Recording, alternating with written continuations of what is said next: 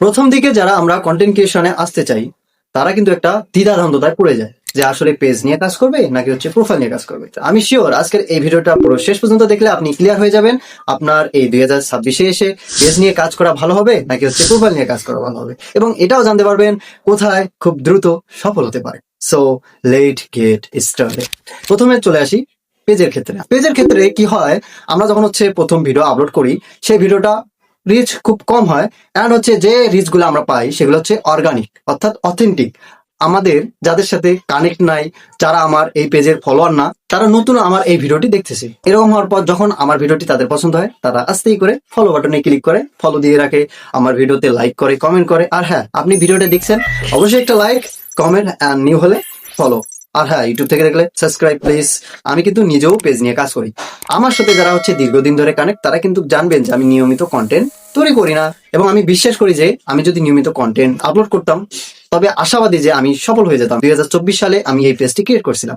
But আপনারা যারা হচ্ছে আমার এই প্রথম থেকে আমার সাথে আছেন তারা কিন্তু জানেন আমি 15 দিনে প্রায় 1K ফলোয়ার কিন্তু গেইন করে ফেলছিলাম। তো এটার পিছনে কারণ আছে যে আসলে এই পেজে খুব দ্রুত ফলোয়ার বাড়ানো সম্ভব এন্ড হচ্ছে এঙ্গেজমেন্ট বাড়ানো সম্ভব। যারা হচ্ছে এঙ্গেজমেন্ট বোঝেন না তাদেরকে একটা বিষয় বলতে চাই, বিশেষ করে যে আমরা যারা হচ্ছে নতুন কন্টেন্ট ক্রিয়েশনে আসি পেজের ক্ষেত্রে কিন্তু এঙ্গেজমেন্টটা খুব হাইলি থাকে, অর্থাৎ আপনার ভিডিওটা গ্রো হওয়ার সম্ভাবনা একদম বেড়ে যায়।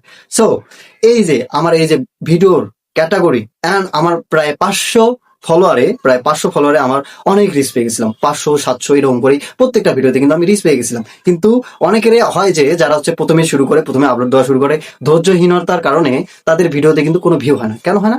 কারণ তারা ধৈর্য হারিয়ে ফেলে এন্ড হচ্ছে ফ্যাক ভাবে ফলোয়ার আর্ন করে। এটার কারণে হচ্ছে কিন্তু তাদের আর ওই পেজটা ডাউন হয়ে যায়, ফেসবুক অটোমেটিকলি সেটাকে ডাউন করে দেয়। কিন্তু আমার কিন্তু সেটা করেনি, তবুও আমি কাজ করিনি, কারণ আমি স্টুডেন্ট। সো সবসময় ব্যস্ত থাকা লাগে এন্ড মেইনলি ফ্যামিলি পারপোজে আমাকে অনেক ব্যস্ত থাকা লাগে, বিজি থাকা লাগে। বাট আমি ডিসিশন নিয়েছি এখন 2026-এ এসে আমি পেজ নিয়ে কাজ করে সফল হবো ইনশাল্লাহ। এখন যদি আমরা প্রোফাইলে আসি, প্রোফাইল আমরা হচ্ছে আইডি দিয়ে ক্রিয়েট করি, মানে একটা নাম্বার দেই, ফোন নাম্বার অথবা জিমেল দিয়ে ক্রিয়েট করার পর কি হয়, ওই প্রোফাইলে আমরা কাজ করি অথবা ওই প্রোফাইল দিয়ে আরেকটি নতুন প্রোফাইল খুলে সেখানে ভিডিও কন্টেন্ট নিয়ে কাজ করি। কিন্তু একটা জিনিস খেয়াল করবেন, প্রোফাইলে অনেক সুবিধাও রয়েছে আবার কিছু অসুবিধা রয়েছে। এখন যদি প্রথমে সুবিধাগুলো নিয়ে কথা বলি, প্রোফাইল ক্রিয়েট করার পর কিন্তু আপনি ফ্রেন্ড আর্ন করতে পারবেন, মানে ফ্রেন্ড করতে পারবেন। আপনি আমাকে ফ্রেন্ড করতে পারবেন, অন্যজনকে ফ্রেন্ড করতে পারবেন, অ্যাকসেপ্ট সেন্ড এরকম করে ফ্রেন্ড আর্ন করতে পারবেন। এরকম করে আপনি প্রায় 5000-এর মতো ফলোয়ার বাড়াতে পারেন আপনার প্রোফাইলে। 5000 ফলোয়ার পূর্ণ হওয়ার পর কিন্তু আপনি আর কাউকে ফ্রেন্ড রিকোয়েস্ট পাঠাতে পারবেন না, মানে আপনার যে প্রোফাইলটা আছে সেই প্রোফাইল দিয়ে আর কাউকে ফ্রেন্ড রিকোয়েস্ট পাঠাতে পারবেন না।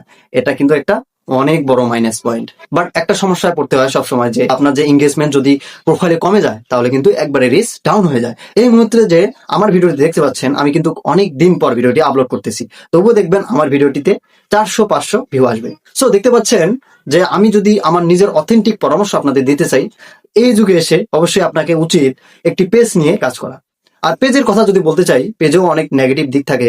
মনে করেন আপনার পেজে কোনো ভায়োলেট চলে আসলো, একটা সমস্যা তৈরি হলো, কপিরাইট তৈরি হলো, আপনি কিন্তু সহজে সেটা রিমুভ করতে পারবেন। কিন্তু প্রোফাইলে কিন্তু সেটা অনেক বড় একটা পার্থক্য বা ফারাক থেকে যায়। মনে করেন আপনি যে প্রোফাইলটা ক্রিয়েট করছেন যে নাম্বার বা পাসওয়ার্ড দিয়ে, এখন ওই আইডিটাতে অনেক ভায়োলেশন চলে আসলো। এখন কি করবেন? ওই আইডিটা আপনার নষ্ট হয়ে গেল, শেষ। ফেসবুক আপনার ওই আইডিটা অফ করে দিল, একবারে ডিলিট করে দিল, মুছে ফেললো। তাহলে আপনার আর করার কিছু নেই, আইডিটার পরবর্তীতে ফিরে নাও পেতে পারেন। বাট পেজের ক্ষেত্রে কি হয়, যে আমরা যে আইডিটা দিয়ে পেজটা খুলে থাকি সেই পেজটাতে আমাদের অ্যাডমিন আমরা অনেকজনকে অ্যাড করে দিতে পারবো। অ্যাডমিনের পাশাপাশি মডারেটর, এডিটর এগুলো অ্যাড করতে পারবো। এবং যদি আমরা চাই যে অ্যাডমিনের পাশাপাশি অন্যান্যরা আমার পেজটি কন্ট্রোল করবে, সেটাও কিন্তু সম্ভব। অর্থাৎ আমার যদি আইডিটা নষ্ট হয়ে যায় ভায়োলেশনের কারণে, তবুও কিন্তু আমি আমার পেজটা চালাই নিতে পারবো এবং কন্ট্রোল করতে পারবো। এটাই হচ্ছে পেজের সব থেকে বড় সুবিধা। অ্যান্ড এই কাজ for all YouTuber, maximum content creator কিন্তু পেজ নিয়ে কাজ করে। সো আই হোপ আপনাকে আর ডিসিশন নিয়ে ভাবতে হবে না। 2026-এ এসে আপনাকে পেজ নিয়ে কাজ করা আপনার জন্য অনেক বেটার হবে আমি মনে করি।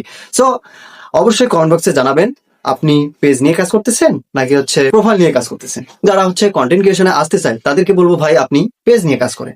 পেজ কিন্তু খোলা খুবই সহজ, বাট অনেকগুলো নিয়ম আছে যেটার কারণে আপনার ওই পেজটা প্রফেশনাল লাগবে। খুব দ্রুত ওই পেজটাকে আপনি এগিয়ে নিতে পারবেন। আমি কিন্তু অল্প কয়েকটা ভিডিওতে এই 1.6K ফলোয়ার এনে ফেলছি। তবে যদি আপনারা চান এই বিষয় নিয়ে আমি একটি ভিডিও তৈরি করি এবং পরবর্তীতে আপনাদের শেখাই দিই, তো ইনশাল্লাহ অবশ্যই কমেন্ট বক্সে বলে যাবেন, আমি চেষ্টা করবো আপনাদের বুঝিয়ে দেওয়ার জন্য। সো এই ভিডিওটি শেষ পর্যন্ত দেখার জন্য আপনাকে ধন্যবাদ। আর হ্যাঁ, ইউটিউব থেকে দেখলে অবশ্যই চ্যানেলটিকে সাবস্ক্রাইব করবেন, ফেসবুক থেকে দেখলে অবশ্যই follow first. No more today, আল্লাহ হাফেজ।